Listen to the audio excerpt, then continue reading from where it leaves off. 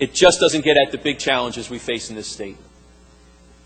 We're all in this together, trying to solve a sluggish economy, to make an expensive place to live just a little less expensive, and to lower those darn property taxes.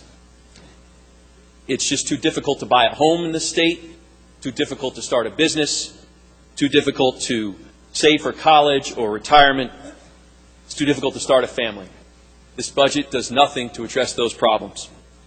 The fiscal condition of the state, the problems we face in Trenton, only exacerbate the problems that the rest of this state, our constituents, face. This budget doesn't solve those problems. Does nothing to improve the property tax situation. Nothing to address the transportation trust fund problem. Nothing to address the pension issue. What it does do is heaps billions of dollars in new taxes on the most overtaxed people in the United States. Majority Leader isn't here either, and I want to extend an apology to him for the 115 tax increase comment, because I've miscounted. After today, it's 117 tax increases that have been passed by the majority.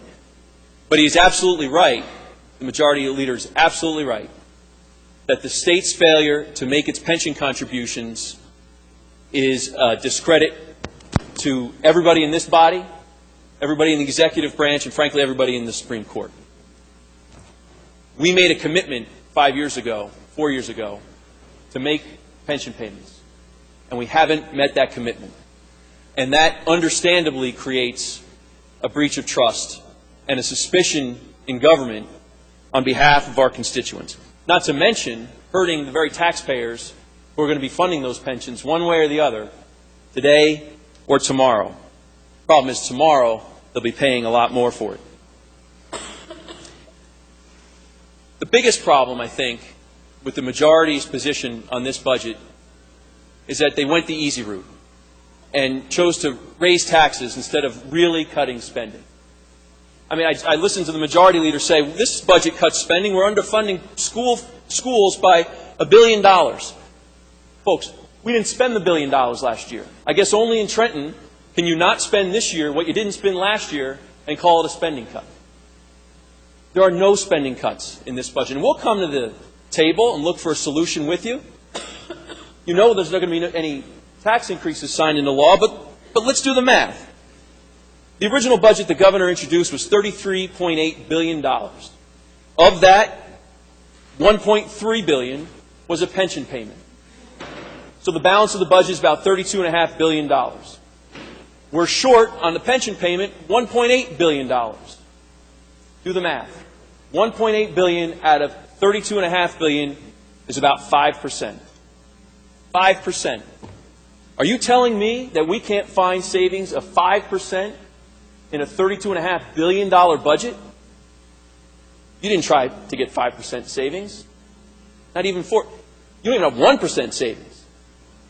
All of your attempts to try to make the pension payment has been put on tax increases, not spending cuts.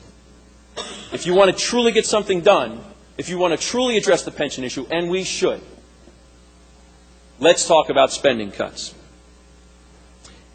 I talk to my constituents about that solution all the time, Mr. Speaker, and they can't understand why the legislature can't come up with 5% to fund what we say is the most important priority in this budget. And I know brought hundreds of people out to the gallery today, and what has teachers and public workers all over this state so concerned. They do it. When their income goes down or their expenses go up, on the kitchen table they figure out how to save 5%. Every small business in this state cuts 5% if their health care goes up in one place, expenses go up one place, you cut spending in another place. That's not the logic that's been used with this budget, and our constituents can't understand it. And nor should they. Nor should they, because that's what they do, and they expect us to do the same. Instead, the majority has turned to these phony baloney tax increases to try to bridge the gap. And I say phony baloney because you know it's not getting signed into law. It's a complete false promise to the people who are counting on those pensions. It's all smoke and mirrors. I met with a lot of teachers and other public employees as this budget was being developed, and the teacher meetings especially were poignant. I got the the chairman referred to a large family before. I think he was intending to refer to my 7 kids. All in public schools. I call them a full employment plan for our public teachers for the next couple of decades. And I have great respect for the teachers and the job they do in this state. And dozens of them came to me and they expressed real concern. You could see it in their eyes. They didn't understand why the state couldn't fix this problem. And they wanted us to find a solution. And it wasn't political as much it was just anxiety about their futures. But here's the thing that came out of those meetings. Not only did they want the pension funded, they said, don't raise our taxes to do it. Don't do it. First of all, they don't want to be scapegoated. They don't want to be the reason why the legislature raises taxes again on the people of the state of New Jersey. They said, we don't want that on us. We didn't deserve it, and we don't want that. Second reason is their spouses, their wives, or their husbands have jobs in the private sector. Many of them do. And they know that if these tax increases ever became law, that it would hurt the economy. And their income, their family incomes would be hurt.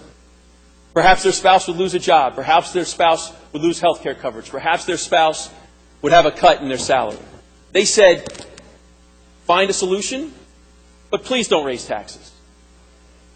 So you have an empty gesture for people who don't want that solution. They want you to roll your sleeves up, get to work, and cut spending.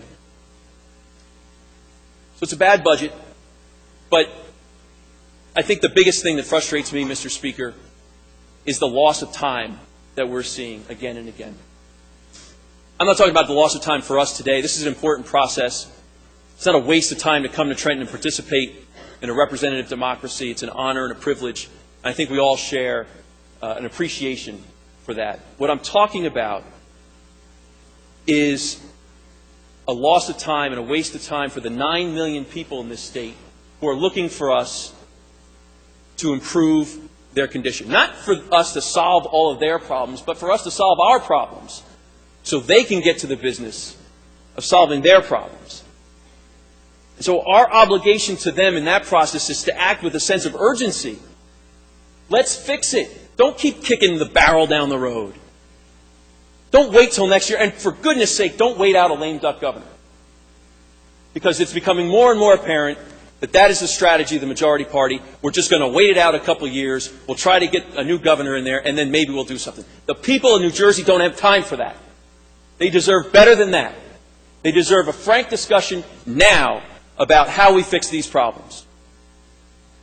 The chairman used a metaphor about a speeding car going towards the wall at 85 miles an hour, and he's afraid it's going to hit it. Well, if that car is going towards the wall, and it is going to hit it, there are going to be no brake marks when they examine the debris. There are going to be no tire marks that would indicate an attempt to swerve out of the way, driving the car straight into the wall. And let the record reflect whose hands are on the wheel when that car went into the wall. Don't tell me, oh, we've got a budget and it's the same as the governor's, and it's the revenues that the governor asked for, and it's the tax increases the governor asked for. No. The legislature is its own branch of government. If you like zero-based budgeting, do it. You write a budget bill, start from zero and work your way up. And $3.1 billion should have been the first thing, if you're not going to do property tax relief. $3.1 billion for the pension payment should have been the first thing we funded. Don't shrug your shoulders and throw up your hands and say, well, we did what the governor wanted and now we're going to play this game and we know the taxes will be vetoed and we'll blame him and we'll wait it out. No. We all deserve better than that. Our constituents deserve better than that. And like everyone's starting to get the picture, we're running out of time. Because every year we waste is another year people can't start that business. It's another year a kid goes through school and their parent isn't saving for college. We don't have time to waste. We have 5 days left in this fiscal year, Mr. Speaker. June 30th is our deadline to do the budget. There are people on this side of the aisle who will come to the table and negotiate spending cuts and find a way to fund that pension without raising taxes. My ask of you, Mr. Speaker, is to pull this bill down. Let's get to the business of making it work. Let's act with a sense of urgency and solve the problems this state has instead of resorting to gimmicks and political tricks like we seem to do, like the majority party seems to do every year. Mr. Speaker, I'm going to be voting no on this budget. If you keep it up, if you take it down, we'll work together to solve the problem.